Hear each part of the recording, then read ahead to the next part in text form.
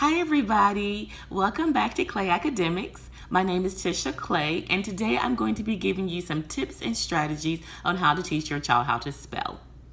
I had a friend reach out to me a couple of days ago, and she said she has a first grader that is really struggling with spelling. And she asked me if I had any tips or strategies that I could share with her. So I thought I would go ahead and create a video to share with other families that may have students that are struggling to spell. I will talk a little bit about my daughter and her journey to learn to spell. Last year, her teacher during parent-teacher conference said that they are no longer going to teach traditional spelling to students. So what does that mean? That means if you remember when you were younger, your teacher would give you a list of spelling words at the beginning of the week. You would practice those spelling words throughout the week, and then on Friday, you would take a spelling test. She said they are doing away with that because research has shown that many students are not successful learning to spell that way. They simply memorize the spelling words throughout the week, take the test on Friday, and many do well, but then many do not continue to use those words correctly later in their writing. And so they have decided to do away with that. So I asked her, how are you going to teach my daughter how to spell then? And she said they're going to use the word wall in the classroom, dictionary, and Google. They're really going to have the children work on taking ownership of their own spelling. I thought this was great, but I wanted a more formal way to teach my daughter how to spell. And I'm a former teacher. I taught first grade many years ago.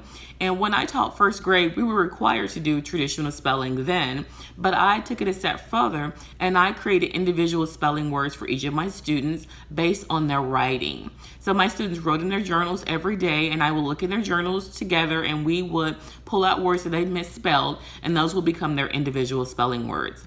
That was very successful for my students, and many of them went on to be very good spellers. And so that's what I do with my daughter.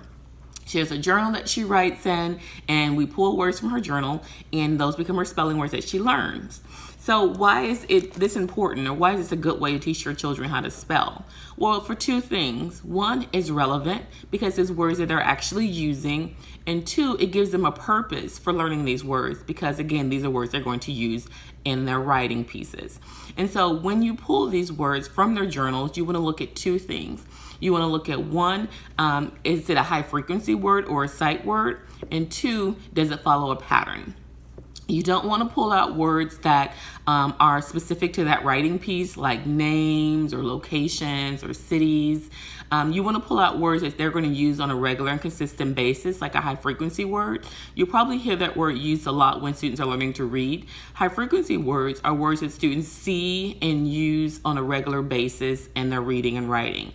Words like to, from, the, and up. And if you're not sure what exactly that is, you can always Google sight words for your child's specific grade level. I will also say that this video is geared for students in grades 1st or kindergarten to about 4th or 5th grade. So for elementary students, I will give you at the end of this video a few tips that you can do with middle school and high school students, but most of this video is going to be related to elementary students and how to teach them how to spell. And so, like I mentioned, you want to make sure that you're pulling out high frequency words that they may have misspelled, and then also pattern words. Pattern words are going to be words that follow a certain pattern, follow spelling rules. They may have the same beginning or the same ending. And I like to pull pattern words because from one word, you can teach your child how to spell several words. For example, if your child misspells the word cat in their story, then you can teach them how to spell the word cat that has the ending AT, and tell them that they can also spell the word bat or sat or fat just by changing that initial sound. So pattern words are a great way to teach children how to spell because you can teach them how to spell multiple words by following rules. And then sight words, which are going to be words they're going to be using frequently. I'm not going to dive too much into the actual writing piece because it's summer and I know students aren't writing every day. The key is for students to write often so that you are able to pull words from their writing samples to create spelling lists for them if this is something that your child struggles with. When you're looking at their writing, you want to look at the format. During the summer, they don't have to write long stories. It doesn't have to have a beginning, middle, and end. It have to be a formal essay or research paper. They can simply journal whatever they would like in their writing piece. They can write about their experiences. They can write about their favorite television show. You want them to write at least a paragraph, 3 to 4 sentences, so that you do have enough content to be able to pull spelling words from. You want to look at the voice, make sure they're writing interesting stories, make sure they're using correct grammar and vocabulary. Punctuation is very important as well, and then spelling, which is what we're going to talk about today. If your child is having a difficult time writing, getting their thoughts onto paper, then what you want to do is go through the writing process with them. The writing process is simply having your student brainstorm different ideas, write them onto paper, put them into an outline, use that outline to help them write a rough draft. Look over the rough draft with them. You want to revise it, edit it, and then have them rewrite a final piece, and then have a published work. Okay, and when you're revising it and when you're editing it, this is when you're looking at the format, the voice, the grammar, vocabulary, and spelling, which is what we're talking about today. So I'm not going to go into too much detail about the writing process because we're talking about spelling. And so after your child has written a piece, you're going to look at their work and pull out about 5 to 10 words. You don't want to pull out too many words. You don't want it to be overwhelming for the child. And you really want to do this in a positive way. And so I would say 10 or less words, depending on how much they've written. If they only want one paragraph, then you may only want to pull out, 3 to 5 words. As I mentioned earlier, make sure they're sight words and pattern words that you're pulling out of their pieces. Now, before you can work on teaching your child how to spell, you want to make sure that your child is able to do 3 things. They should be able to identify and write their letters correctly. They should know most letter sounds. This is really important because they're going to be segmenting words. So number 3 is they should be able to segment words. So they should know the letters and sound. They should be able to know most, identify and write their letters. And then they should be able to segment words, which is to sound out words and blend them back together.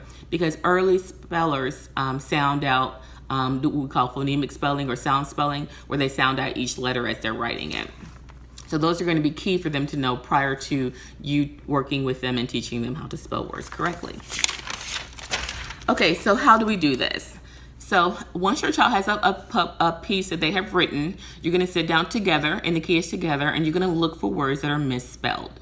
Once you find the words that are misspelled, you're going to circle those words. And then together, you're going to discuss why that word is misspelled. And then together, you're going to figure out how that word should be spelled correctly. You're going to problem solve. You don't just want to give your child a word and say the word should be spelled like this. You want your child to use the knowledge that they have, the rules, the phonemic rules that they know, to figure out how that word should be spelled correctly.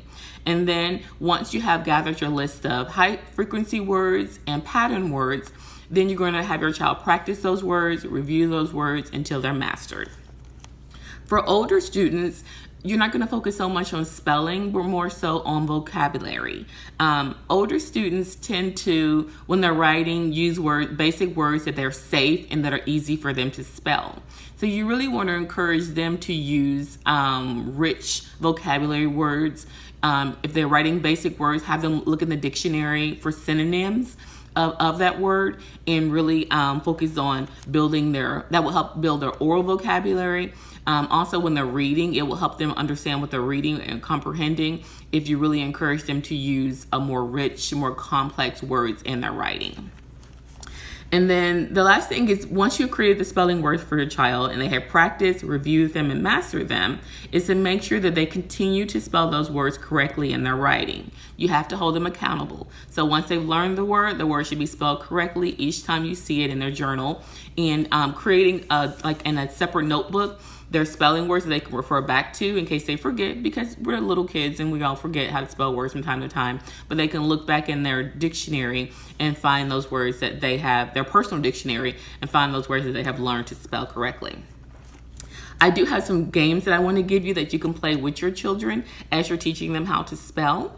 There's putting the words in ABC order. I really like this because the students have to really look at each letter of the word to put it in alphabetical order. There's using it in a sentence, right? We want to make sure we use it in context. This easiest way to write it 3 times each, just simple practice. Create crossword puzzles, and there are tons of websites that you can do. You can put in your child's list of spelling words and it'll create crossword puzzles for them. Playing matching games with them, putting them on flashcards. using letter tiles to create the words, or even making your own letter tiles with paper, mixing up the letters and playing Scramble with them, making rainbow words where students write the words with different color crayons to make a rainbow with them. And then they can also use the crayons to write the vowels in a different color so the vowels kind of stand out to them. Using shaving cream and rice to have the students write the letters out in the shaving cream or in rice. That's good for those hands-on tactile learners. And for our younger ones, they can even use Play-Doh to create the letters that they're learning. Again, flashcards, you can put the words on flashcards, post them throughout the house, play like drill games with them where you just flash the words in front of them and they spell them. You can do what's called say it, spell it, write it, where they say the word, they spell the word, and then they write the word on a whiteboard. It's always fun.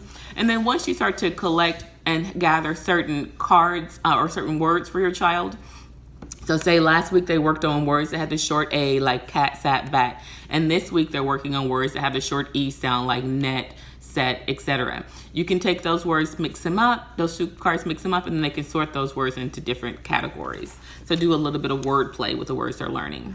Some helpful sites for you are All About Spelling, Spelling City, Spell Up, Spelling Zone, and spellingtraining.com are a few websites that I found that are really helpful for teaching children how to spell and practicing the words that they're learning. I'm going to put up my daughter's writing sample so you can see what it actually looks like and the words that we created for her. My daughter, in the writing piece that I chose for her, she misspelled the word there. Well, actually, she didn't misspell it. She just misused it. So I took this as an opportunity to teach her how to spell the 3 ways that you spell the word there and the meaning for each of those words. And then she was off a little bit in the words excited and tomorrow. I believe she had left a couple of letters out from those words, and so those became her spelling words for the week. So you don't have to have a lot of words. My daughter's a pretty good speller. You can see she had a lot of grammar mistakes and punctuation mistakes, but for this video, we're just focused on the spelling. If you would like me to do a video on the writing process or helping your child with grammar, vocabulary, and technique, I am more than happy to do that.